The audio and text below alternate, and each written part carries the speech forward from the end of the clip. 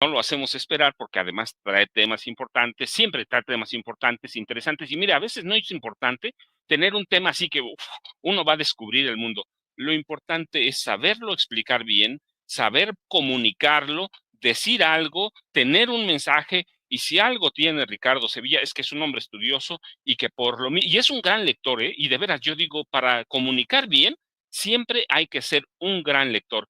Y Ricardo Sevilla, como Luis Guillermo Hernández, Toño, Vicente, los colaboradores de Sin Censura, tienen un gran nivel de lectura y por eso son buenos comunicadores, además de periodistas, que en este país no hay tantísimos, ciertamente, pero ¿qué les parece si le damos la bienvenida a Ricardo Sevilla? Platicamos con él de un tema, del tema de Ciro Gómez Leiva, y después lo dejamos que desarrolle como siempre su tema, que él lo hace fabuloso. Es de los pocos que pueden hacer eso, que tenga su espacio, que nos platique su tema, pero le damos primero la bienvenida. Maestro Ricardo Sevilla, sé que estás ahí. ¿Cómo te va? Gusto saludarte de nueva cuenta. Al contrario, mi querido Paco, muchísimas gracias como siempre por tus diferentes palabras y estoy completamente de acuerdo contigo. Yo también sigo a Luis Guillermo Hernández, me parece que tiene una pluma, incluso se lo he dicho así, más o menos aforística. A mí me gustan mucho los aforismos, he de decir en mi descargo o en mi descrédito que yo también escribo aforismos. Tengo incluso como 3 libros de aforismos publicados en Cuadribio, ahí va el anuncio. Entonces, y estaban reseñados cuando no nos odiaban ahí en Letras Libres y en Nexos, estaban reseñados ahí, pero a Luis Bugarini, ya dije su nombre, ni modo, un gran amigo Luis Bugarini, lo corrieron de Nexos precisamente, era el crítico más eminente de ese medio de comunicación, y lo corrieron justamente por una defensa que hizo mía. Él reseñó ahí en la revista Nexos un libro mío, y bueno, pues esta defensa justamente a propósito de los ataques de Enrique Krause contra mí, pues él salió en esa defensa y infelizmente lo corrieron de la revista Nexus hace no mucho tiempo, hará unos meses me lo encontré y me platicó este triste episodio, pero bueno, pues así son estos personajes, muy buena pluma, los hay, como tú dices, mi querido Paco, para echar para arriba, no tantos como se quisiera, hay mucha opinión, hay muchos pareceres y está muy bien que se escuche lo que piensan algunos de estos periodistas, pero yo echo en falta honestamente el periodismo de investigación, porque a mí me enseñaron hace muchos años maestros que fueron, la verdad, mis mejores maestros, aunque estudié la carrera de Ciencias de la Comunicación en la Facultad de Ciencias Políticas y Sociales, en la UNAM. La verdad es que mis maestros, Paco, fueron en la informalidad.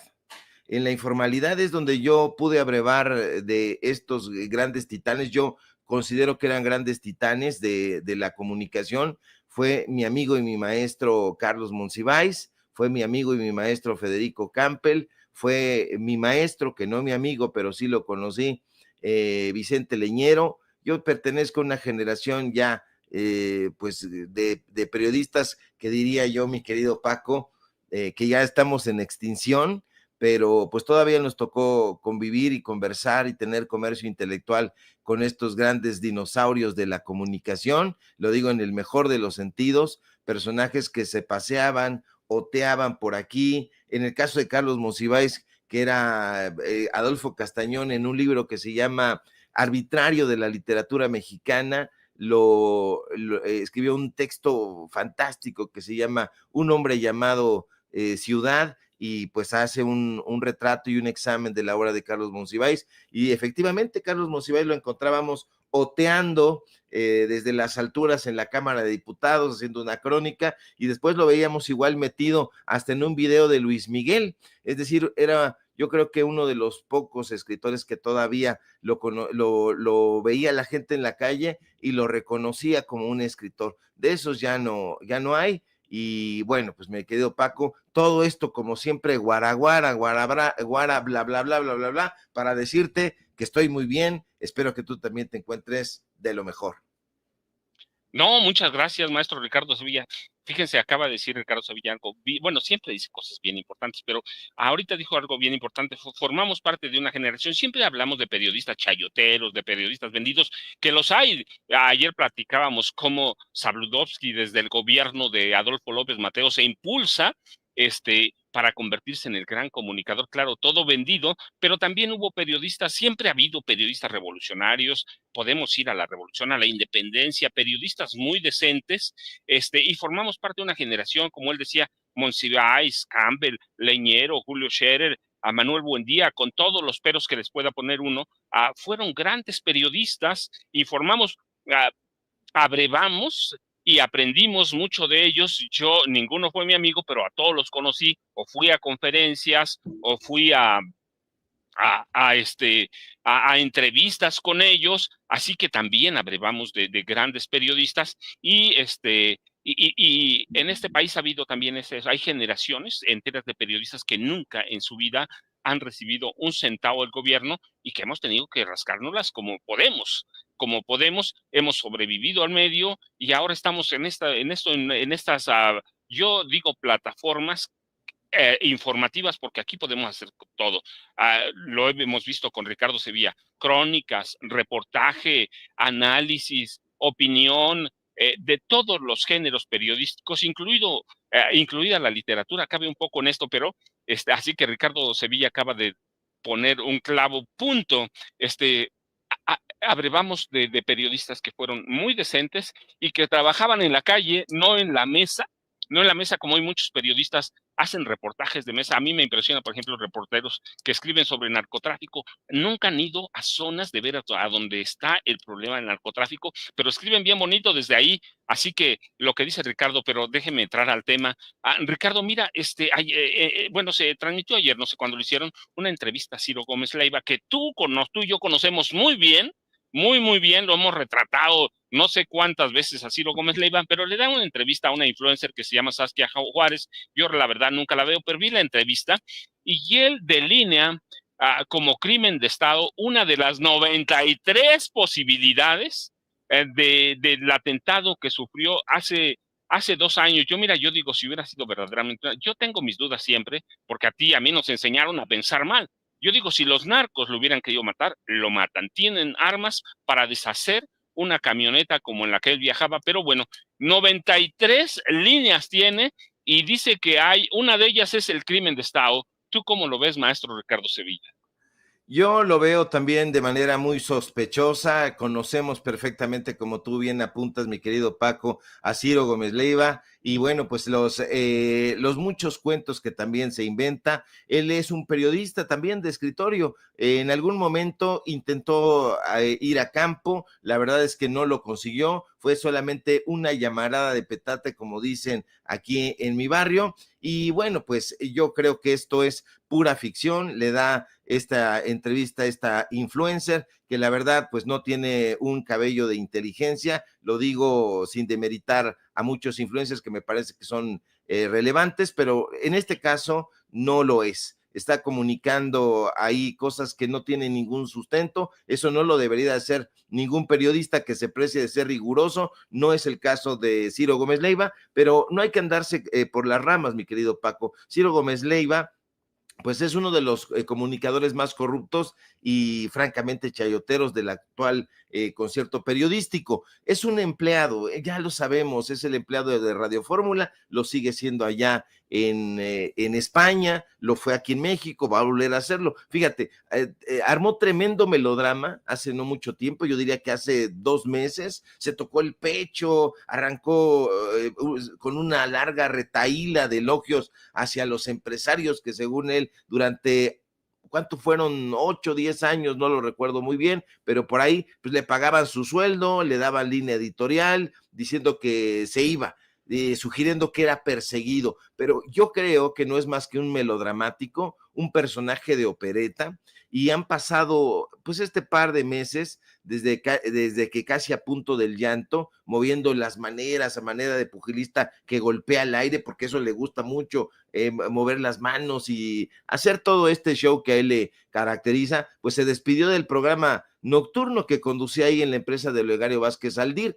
Yo lo conozco muy bien porque también trabajé en la revista Milenio, cuando era revista y no periódico, que es el antecedente, ahí con Ciro Gómez Leiva. Bueno, pues este personaje que trabaja ahí en Jim, también trabajé en el Excelsior, pues es la empresa Jim Televisión Nacional SADCB, que es propiedad de Olegario Vázquez Aldir, una compañía que no se ha dedicado, mi querido Paco, tú y yo lo sabemos, y también la gente, no se ha dedicado a los negocios necesariamente de la comunicación, y mucho menos del periodismo. Al revés, se ha encargado de otros negocios. El propio expresidente López Obrador pues lo exhibió, especialmente estos contratos que recibió en la administración de Enrique Peña Nieto. Ahí se sirvieron a garras llenas, no lo dijo Ciro Gómez Leiva, pero bueno, el hecho de que sea un palafrenero, pues es anecdótico. Lo va a seguir siendo y lo seguirá haciendo, pues prácticamente en cualquier lugar donde se pare, mi querido Paco. Puede estar en España, ahora se va a regresar, dice que va a estar una temporada, ya lo platicábamos el día de ayer,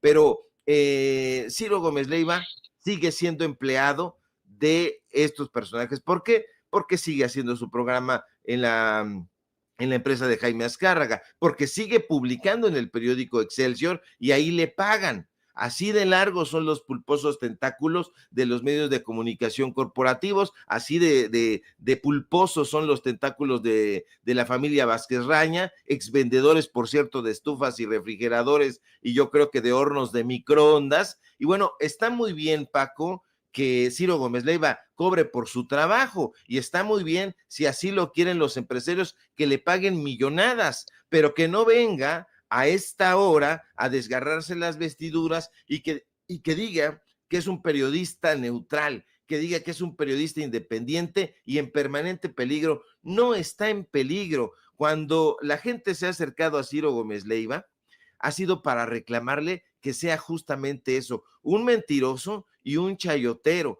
porque Ciro Gómez Leiva, hay que decirlo también, ando un poco malón de la garganta, mi querido Paco, yo pido disculpas de antemano por los carraspeos, pero hay que decirlo, es uno de los muchos sicarios de la pluma que los empresarios, siempre ávidos de defensores a sueldo, pues buscan, contratan y titiritean, y que en toda esta trama, lo más importante, salvo tu mejor opinión, es el tema de los medios de comunicación corruptos. Las empresas que desde hace muchísimos años, tú y yo lo sabemos muy bien, simulando hacer periodismo, en realidad lo único que buscan es el subsidio de ciertos políticos, de ciertos partidos, de ciertos empresarios, particularmente de la derecha. Y eso no me parece, Paco, un hecho menor, porque me parece un fenómeno incluso sumamente preocupante, porque a través de la publicidad oficial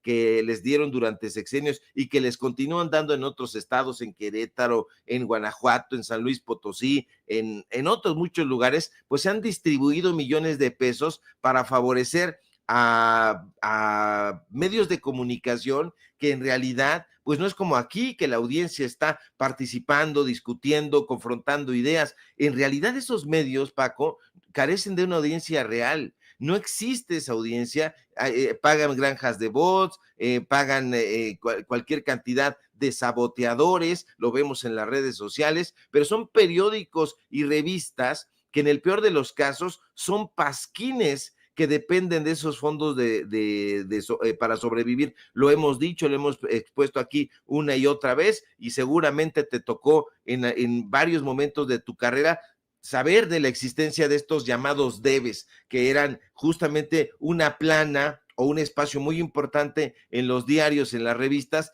para que les mandaran los boletines y ahí los colocaran en un muy buen lugar, les dieran un buen despliegue, pero eso no es más que publicidad, y son estos personajes, Ciro Gómez Leiva, su epígono Carlos Loret de Mola, porque fue su epígono y después su amigo, pues bueno, en el fondo son empleados que se dejan explotar, muy gustosos porque hay bastante dinero de por medio, y a veces empezaron siendo útiles, pero después, conforme va pasando el tiempo y ha pasado, y ha pasado muchas cosas, pues han sido desechados como trastos viejos. Y ese es el meollo del asunto también, Paco, porque revela qué intereses están detrás de estas empresas que, amparadas en un modelo que supuestamente prioriza el periodismo, en realidad lo que está priorizando es la supervivencia económica sobre la calidad informativa. Fingen ser compañías periodísticas,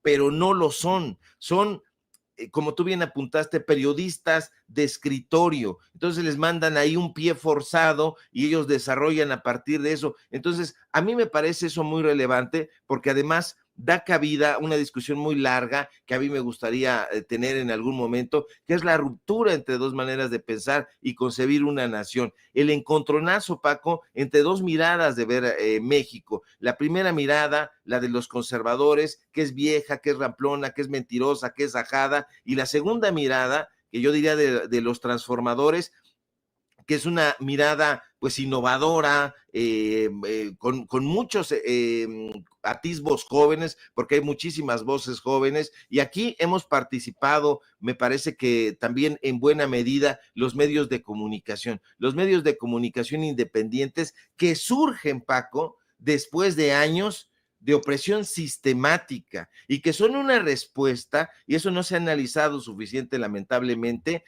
son respuesta a las vejaciones, a las humillaciones laborales en las redacciones, a la marginalidad en donde tú decías, bueno, pues yo no tengo, como dijera León Felipe, un abuelo que ganara una batalla, una casa solariega, y vengo y me presento aquí para trabajar con credenciales propias, pero que estos personajes decían, bueno, es que no eres hijo o nieto de Reyes Heroles, es que no eres hijo o nieto de Silva Herzog, es que no eres hijo o nieto de Octavio Paz, etcétera, y no te daban cabida. Entonces, a mí me parece que esto es una respuesta entre dos concepciones de difundir información, entre dos concepciones de hacer periodismo, y que ha sido, mi querido Paco, una batalla sin cuartel, y creo que ya me extendí demasiado.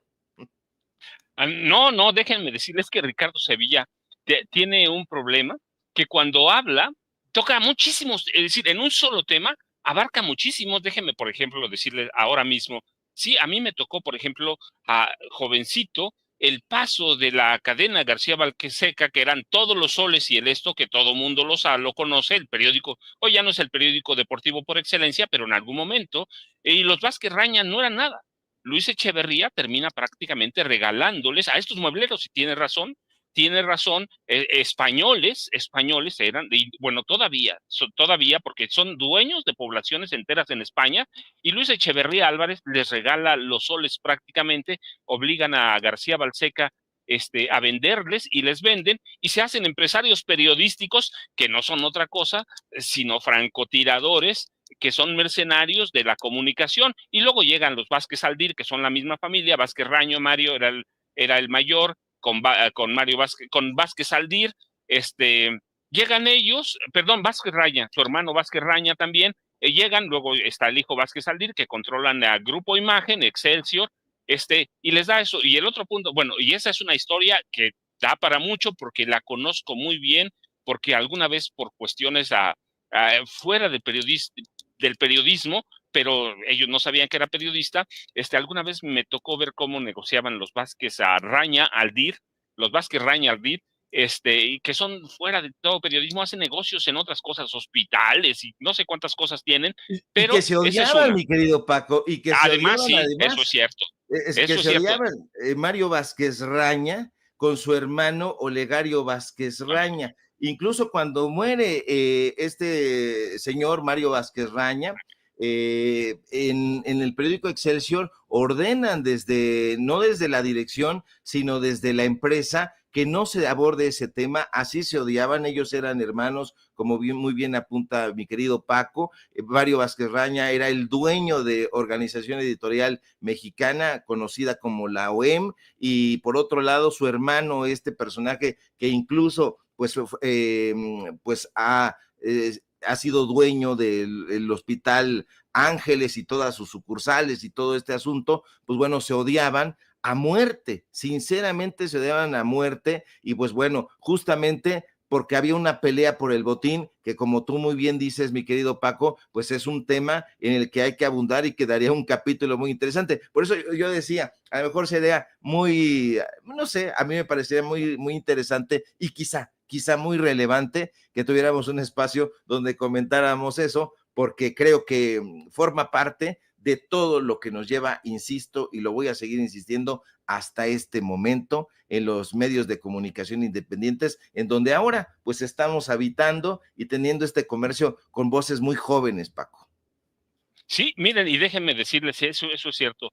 Los Vázquez Raña se odiaban, pero eran muebleros. Muebleros los conozco porque tuve alguna vez una relación cercana con un español, que es mi amigo, era mi amigo, vaya, no nos hemos visto, pero mi amigo, y era su vecino, me platicaba, pues eran tipos que no tenían nada, pero eran muebleros comerciantes que tuvieron la fortuna de conocer al sinvergüenza de Luis Echeverría Álvarez. Y el otro tema que tocó el maestro Sevilla es bien importante, las notas pagadas. Les voy a tocar rapidísimo para que Ricardo tenga tiempo de desarrollar su tema.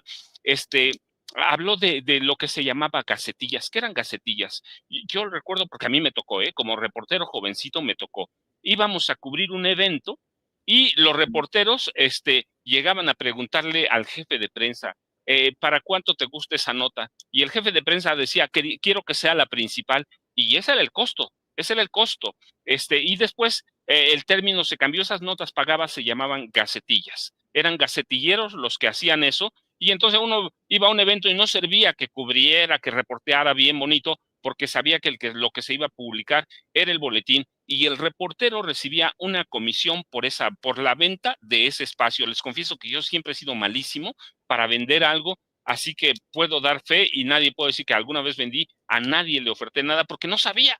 Me da pena todavía decir, cómo se puede vender, pero muchos periodistas de los vivos negociaban esos espacios y en muchas ocasiones aparecía abajo de las notas dos letritas, aparecían I y P, era inserción pagada, pero después los políticos, los empresarios pidieron, no, por favor, quítenle eso, no quiero que sea pagada. Así que eran mensajes entre políticos y entre poderosos de los grupos fácticos. Y el término era gacetilla, mira, ese es un gacetillero y sabía que estaban al servicio de otros. Hoy les llamamos chayoteros, pero es una historia bien rica, bien importante, que podemos platicar. Yo les decía, Ricardo Sevilla toca un tema, pero pues abarca muchísimas cosas. Yo dije dos porque las conozco bien, a los Vázquez Raña, Olegario y Mario, y, y las gacetillas, porque como reportero jovencito me tocó ver eso y me tocó ver cómo se repartían los chayos abiertamente cuando la gente o cuando el presidente López Obrador hablaba de chayos, decía, de veras, no es en balde. Me tocó ver los sobres que repartían, eran sobres, así que se llamaban sobres, embutes, y chayos les platico porque es una cosa que viene del 38 con el presidente Lázaro Cárdenas del Río, algún día, cuando estaba nacionalizando el petróleo, rapidísimo, para ya no quitarle tiempo a Ricardo Sevilla, algún día, esta es una de las versiones, y es la que yo conozco, la conozco de una gente muy cercana al general, me platicó, cuando estaba la nacionalización del petróleo, fue un grupo de periodistas con él a un campo, fueron a visitarlo y de pronto el general se desaparece con el reportero del momento. Y los periodistas le preguntan al que era el responsable de las comunicaciones de Lázaro Cárdenas, ¿a dónde fueron? Y le dijo, al cultivo del chayote. Así que ya saben cómo nació en parte. Esa es una leyenda, es el chayote. Cuando el presidente hablaba de eso, me tocó ver entrega de sobres, embutes o chayotes. Y esa es una historia muy rica de la prensa que seguramente vamos a ir contando el maestro Sevilla y yo, pero maestro Sevilla, tienes hoy información importantísima, por ejemplo, del Infonavit, que ayer se destapó otra cloaca de los gobiernos prianistas, ¿no? El gobierno del presidente Enrique Peña Nieto fue una corrupción absoluta, total, y esta nada más es otra venita y tú tienes otra parte de la historia, maestro Sevilla. Así que aquí estoy escuchando, pero bueno, este es el tema del maestro Ricardo Sevilla. Sí, pues mi querido Paco, un deleite conversar contigo, escuchándote y apreciando todo lo que tienes para comentar, todo un auténtico análisis y al mismo tiempo pues un recorrido en la historia del periodismo. Me acuerdo de un libro de Manuel Buendía que se llamaba justamente así, Los empresarios, lo publicó Océano en una reedición ya incluso ajada, ya para que ese Océano que tenía sus oficinas ahí en Polanco en la última época, pues ya sea Jada es porque ha pasado el tiempo. Ya seguiremos conversando, mi querido Paco, pero hablando justamente de empresarios, de redes de corrupción, pues está el caso de justamente Instituto del Fondo Nacional de la Vivienda para los Trabajadores, muy conocido por sus siglas, como tú bien apuntas, del Infonavit, pero pues que permitió la venta múltiple de viviendas, afectando a miles de trabajadores en diferentes estados. Esto debería de ser nota de portada, de investigación especial en varios medios de comunicación. No le está haciendo por estas razones que hemos venido conversando, pero en el Estado de México, en Jalisco, en Tlaxcala, y bueno, pues ahí está. Me parece que tiene un muy buen arranque en este nuevo encargo, Octavio Romero Oropesa, exdirector de Petróleos Mexicanos. Me parece que tiene un muy buen paquete encima y creo que está arrancando bien. Yo creo que no todos los perfiles son buenos para administrar lo que sea, pero en el caso de Romero Oropesa me parece que está arrancando muy bien y bueno, pues habla justamente de esta red delictiva porque estamos hablando de créditos sobre las mismas viviendas en esa época precisamente de Enrique Peña Nieto, pero que tuvo muchísimo tiempo atrás. Estamos hablando de que se han identificado alrededor de 12,000 créditos fraudulentos sobre 1,400 viviendas. A mí me gustó mucho la exposición que hizo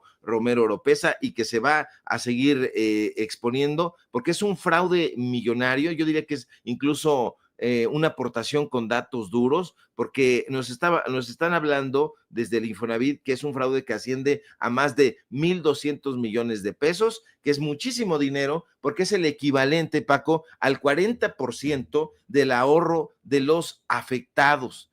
Ahora, lo más alarmante del asunto es que ahí en el Infonavit, y por eso decía la presidenta Claudia Sheinbaum, que se necesita urgentemente una reforma al Infonavit, porque tiene un mecanismo muy entorpecedor. Hay una comisión de vigilancia y hay un comité de auditoría del Infonavit. Bueno, pues sirven para dos cosas, para nada y para nada, porque no tomaron en ningún momento acciones, no hubo ningún tipo de penalización, no hubo ningún tipo de sanción. Le estoy diciendo que este mecanismo de corrupción fue absolutamente demencial, porque en el Estado de México, por ejemplo, y lo tengo aquí apuntadito porque pues, no creo que usted que me sé las cifras de memoria, pues bueno, 496 casas fueron vendidas 4,130 veces. Esto me parece demencial. Le digo que yo pensaría que esto hubiera dado pie para muchos reportajes relevantes, pero no ha sido así. En Jalisco, 239 casas fueron vendidas 2,037 veces. En Baja California, 205 casas fueron vendidas 1,696 veces. Escuche lo que están revelando estas cifras y son absolutamente enloquecedoras. En Tlaxcala, 35 casas fueron vendidas 800 veces. Acá, en el Estado de México, dos notarios destacaron por su implicación, porque acuérdese usted que en esos temas, pues bueno, no son solamente unos cuantos operadores, es todo un sistema de corrupción. Y entonces dos notarios destacan por su implicación. Uno vende 240 casas, casi 1,600 veces, mientras otro realiza 937 ventas de 158 casas. Eso me llama poderosísimamente la atención. Estaba yo revisando incluso la prensa local y no veía yo las notas en otros estados. Yo pensaría que, por ejemplo, aquí en Tlaxcala estarían hablando del asunto porque un notario allá repitió escrituras para 53 casas en 230 ocasiones. Es decir, hay múltiples irregularidades, ya están los bots, estas granjas de bots sumamente asquerosas, hablando de que el Infonavit no necesita una reforma. A mí me parece absolutamente necesaria porque ha habido incluso juicios fraudulentos contra miles de derechohabientes. Ahí entra también la podredumbre del Poder Judicial, porque se les notificaba en domicilios falsos para dejarlos en completo estado de indefensión. A mí me parece muy bien que se hayan metido a fondo en esta administración, en la de la doctora Claudia Sheinbaum,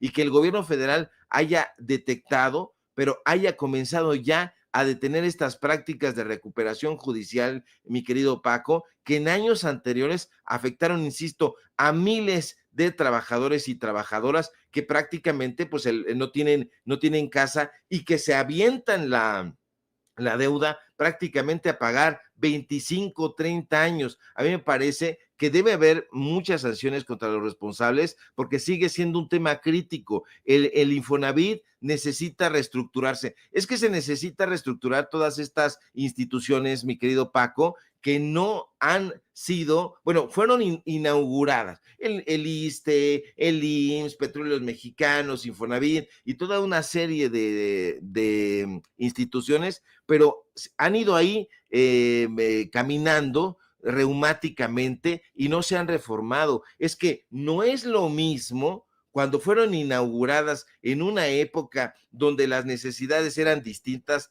a lo que está sucediendo hoy. Yo quiero saber qué es lo que va a pasar con las casas, por decir cualquier caso, que están allá en Huehuetoca. Por ejemplo, casas que no tienen luz, que no tienen agua, que no tienen servicios y que están ahí abandonadas. ¿Qué va a pasar y qué pasó? ¿Por qué no se sancionó a las empresas constructoras? ¿Por qué no se sancionó a quienes concedieron estos créditos?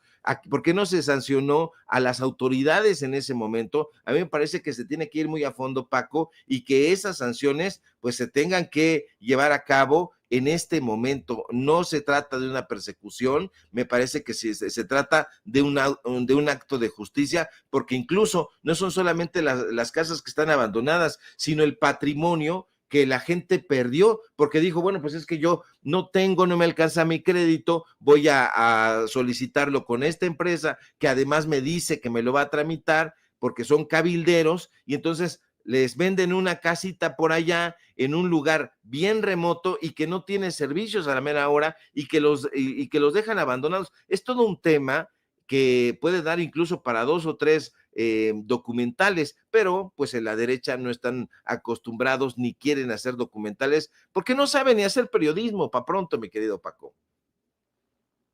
No, la realidad es esa. No saben hacer periodismo, pero no les interesa. ¿Por qué? Porque justamente permeaba la corrupción. Y mire, déjeme decirle nada más para aportar como un apunte.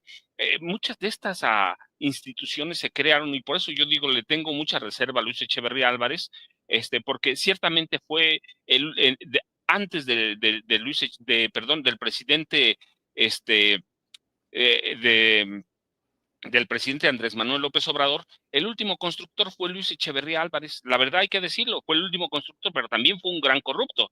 Crearon instituciones como el Infonavit y otras, pero nunca crearon los mecanismos de control. Así que fue una corrupción absoluta. Yo recuerdo mucho cuando entró Luis Echeverría Álvarez al gobierno, había una deuda de 3,000 millones de dólares, cuando salió poco más de 21,000 millones. Fue una locura. Si contrató 20,000 millones de dólares y nunca hicieron nada, nunca, pues, se robaron todo y resultó que era un gran ladrón, lo mismo que su esposa, sus hijos, que tienen grandes propiedades en Cuernavaca, en Cancún. Ellos desarrollaron Cancún, aunque fue un proyecto de Gustavo Díaz Ordaz, lo desarrollaron, pero se quedaron con grandes terrenos de Playa del Carmen, de Cancún, pero no crearon los mecanismos de control. Y ese fue el priismo al que se adapta muy bien el panismo, se pone la bandera del PRI y gobiernan así. Y tenemos, con los datos que daba el maestro Sevilla y lo que escuchamos ayer de Octavio Romero Oropesa,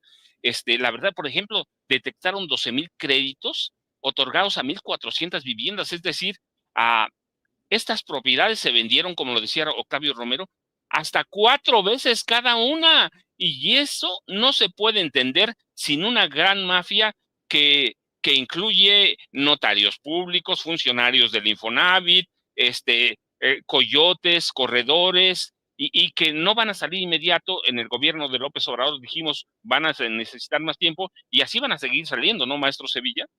Así es, van a seguir saliendo y aquí el problema es que vulneran justamente a las familias, a estas familias que pasan muchísimo tiempo y dicen, bueno, pues ya tengo los puntos necesarios para poder solicitar mi crédito al Infonavit y entonces vienen, solicitan el crédito y resulta que la casa pues no la visitan, la comienza con muchísima ilusión a visitar 2 o 3 veces por semana, después una vez a la semana, después al mes, y como les queda tan lejos y les prometen que va a haber servicios, pues ahí están. Si tú vas recorriendo las carreteras, Paco, y creo que lo has hecho, sin duda, pues te vas a encontrar con muchísimos desarrollos inmobiliarios abandonados, dejados ahí, y podrían decir muchos de los de estos agoreros de la calamidad que se trata de la huida de muchas personas por el crimen organizado. No, tiene que ver esencialmente justamente con esto, que las van construyendo en predios que además son irregulares, en predios que vienen autoridades, como tú bien apuntas, autoridades municipales. Primero, o sea, el cabildo, regidores que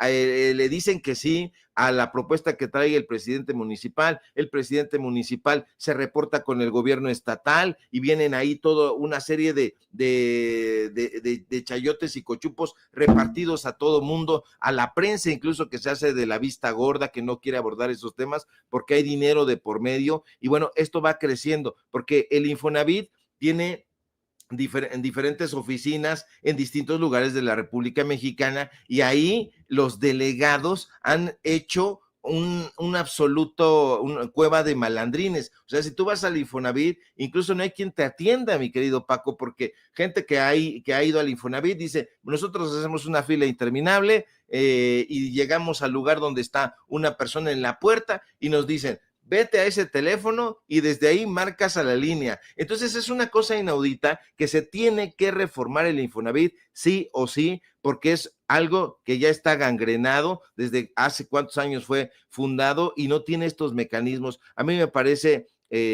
no tarde, pero sí me parece que hubo muchísimo tiempo en donde funcionó como una caja chica, y una caja chica, pero sumamente millonaria, porque estamos hablando de constructoras que hoy mismo, muchas de ellas ya no existen. Yo recuerdo que había en Televisión Azteca un personaje de bigote ahí que era alquilado como una especie de payaso que tenía anunciaba unas casas de una empresa, no me acuerdo qué empresa era, pero esa empresa desapareció, mi querido Paco, y como muchísimas otras, eran empresas que se fundaban un año antes justamente de que les dieran las adjudicaciones directas o que les hicieran estas invitaciones completamente amañadas, y que ganaban los concursos de licitación pues en contubernio siempre con las autoridades. O sea que es un tema que también pues debe dar para muchísimos episodios. Sí, déjeme decir, tiene razón el maestro Ricardo Sevilla.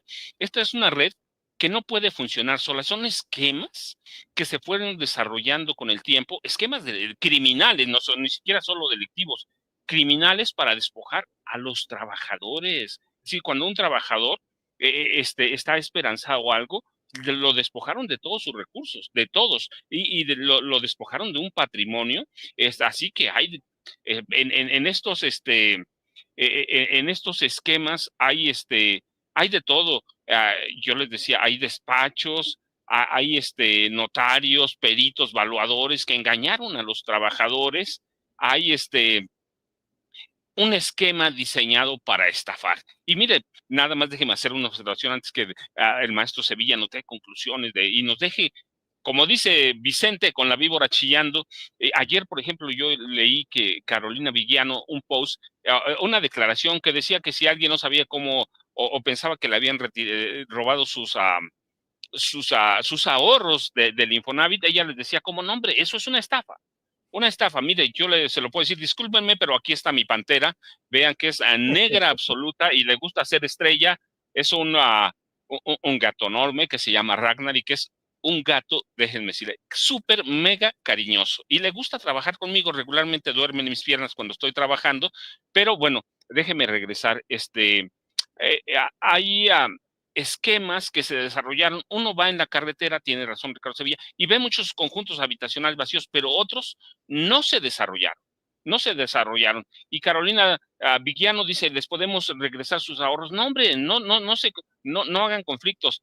¿Tienes el audio, don David?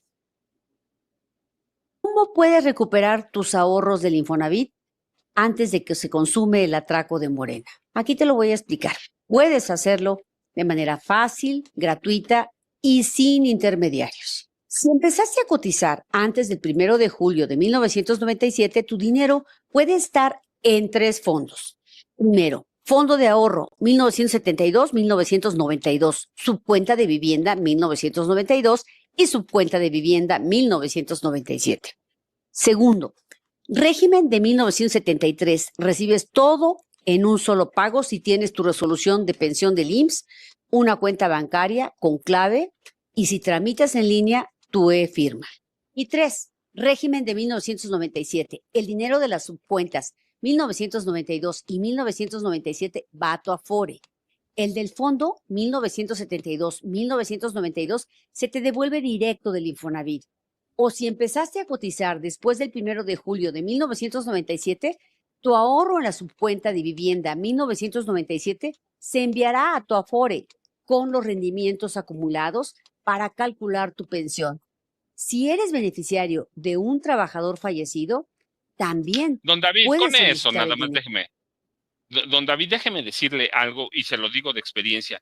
La verdad, uno recibe su estado de cuenta. Yo empecé a cotizar en 79, mi primera cotización, para que tengan una idea, 79. Quien recibe un estado de cuenta, nadie le va a robar su dinero, nadie. Si uno se pensiona, se jubila, uno va y le dicen, a ver, ¿a dónde quieres que te depositemos tu dinero? Tardan 20 días máximo, 20 días. 20 días. A mí me entregaron mi pensión, les voy a confesar. A la semana, pues me la aprobaron en un día. Sí, mi resolución final estuvo en un día, estuve de acuerdo. Si uno está en desacuerdo, se puede quejar. Pero me la aprobaron en un día, estaba de acuerdo. No salió mi pensión ese mes porque hice el trámite en el cierre del mes, pero al mes siguiente salió. Y en un solo pago, la Afore me tramitó todo lo que tenía en mis subcuentas. Así que nadie le cuente que puede hacer. Usted vaya directamente a su Afore, diga quiero retirar, si ya se va a pensionar, si ya se pensionó, porque eso es cuando ya se pensionó, pero puede retirar ahorros antes, ¿eh? Hace unos años se aprobó una reforma para que uno pudiera retirar. Claro, de pronto le restan algunas semanas de cotización, pero puede hacerlo solito y eso hay publicidad oficial, hay todo. Nadie le roba ni un centavo, nadie le roba nada. Si uno va directamente, no tiene que ir a través de nadie. Aquí se lo tramitamos, no. Vaya a su Afore, en su estado de cuenta le dice cuánto es, cuántos rendimientos tiene o de cuánto es el rendimiento, y si usted solicita, si no es pensionado todavía, puede solicitar un avance en el retiro. Mi hermano, que no puede jubilarse por razones de tiempo, pidió todo su ahorro y se lo dieron absolutamente. Así que nadie le cuente. El Infonavit en este momento, a partir del gobierno de Andrés Manuel López Obrador, no le roba un centavo, le da su estado de cuenta y le devuelve todo lo que es suyo. Así que no se lo cuenten, experiencia propia. Me dieron todos mis ahorros, me dieron todo lo que tenía en mis subcuentas y me pensionaron. Yo acepté en un día y en menos de 40 días salió mi pago, y les digo porque me tocó en el cierre de calendario de pagos, así que me programaron para el siguiente, pero en menos de 40 días recibí mi primera pensión con un finiquito que me dieron por el retiro. Así que nadie le cuente, que nadie le diga que vaya, que se lo hacemos. Usted hágalo solo, solito, vaya a su Afore y se lo van a dar. Dos experiencias, la mía y de mi hermano. Así que, maestro Ricardo Sevilla, ¿con qué nos dejas? ¿Con qué nos quedamos? Y estos esquemas hay que seguirlos, no solo en el Infonavit, en todas las instituciones que se crearon en el priismo y en el panismo, hay que seguirlas vigilando, y hay que seguir dando a conocer la corrupción que se engendró, pero desde históricamente, maestro Sevilla.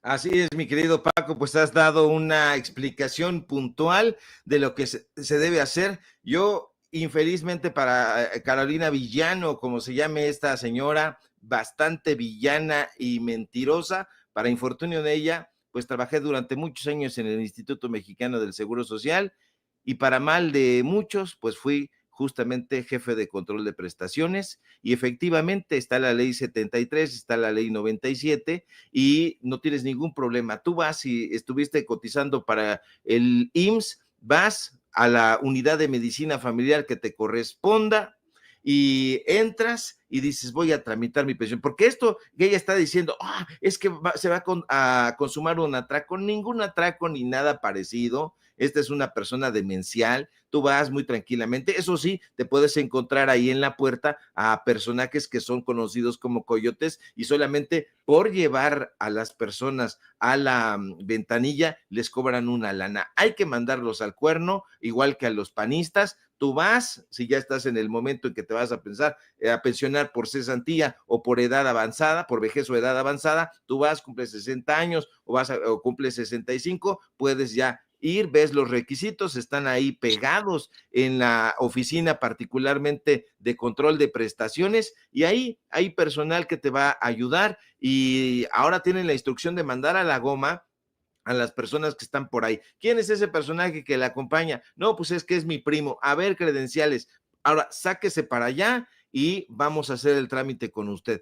Y se revisan sus documentos y bueno, pues no hay ningún problema, todo se lleva a cabo de la manera más transparente. Hoy me parece que es muchísimo más transparente que en otras épocas, así que no tema usted, es en momentos en donde usted ya se va a pensionar, esto que está hablando esta persona y le está confundiendo todo o está pretendiendo confundirla, no se van a quedar con ningún dinero, todo está ahí en su cuenta, en su subcuenta de ahorro y usted, como dice Paco, puede ir al Afore que haya elegido y ahí puede retirar, hacer retiros parciales. Eso sí, como también dijo Paco, por eso él dio una explicación muy puntual, le van a restar algunas semanas y evidentemente pues va a mermar un poco en la cantidad de su dinero, pero es un retiro, entonces no hay ningún problema, el dinero va a continuar ahí, así que no hay ningún atraco, es al revés, mi querido Paco, se va a tratar de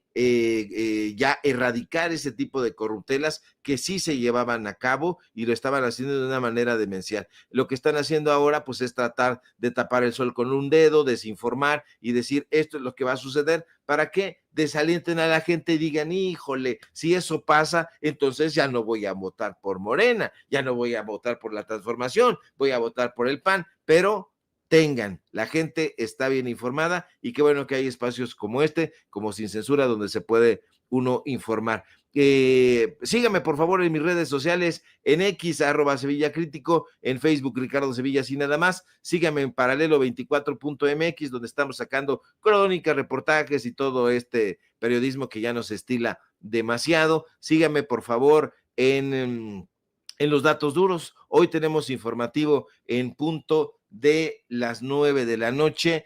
Vea hoy el programa, no se lo pierda, porque lo voy a dejar de hacer, yo creo que un par de semanas o semana y media, porque ya está, tiene como 6 o 7 años que no nos damos un pequeño break, mi querido Paco, así que pues vamos a dejar ahí hacer una semana y media más o menos del programa, así que hoy va a ser nuestro programa, el último del año, y bueno, pues mañana nos vamos a grabar podcast, porque el 2025 vamos a sacar un podcast que no tiene desperdicio, no se lo vaya a perder, y bueno, con estos anuncios, mi querido Paco, te mando un abrazo y me despido. Maestro Ricardo Sevilla, si no nos vemos, un abrazote, pero seguramente vamos a platicar en la semana, pero te dejo un abrazote de cualquier forma y gracias de veras por lo que nos dejas, lo que aprendemos contigo. Y usted, por favor, no se vaya, nomás despedimos al maestro Sevilla y seguimos un rato más porque llega Luis Guillermo Hernández. Muchas gracias, Ricardo, como siempre, de veras un placer. Abrazote, Y usted no se vaya,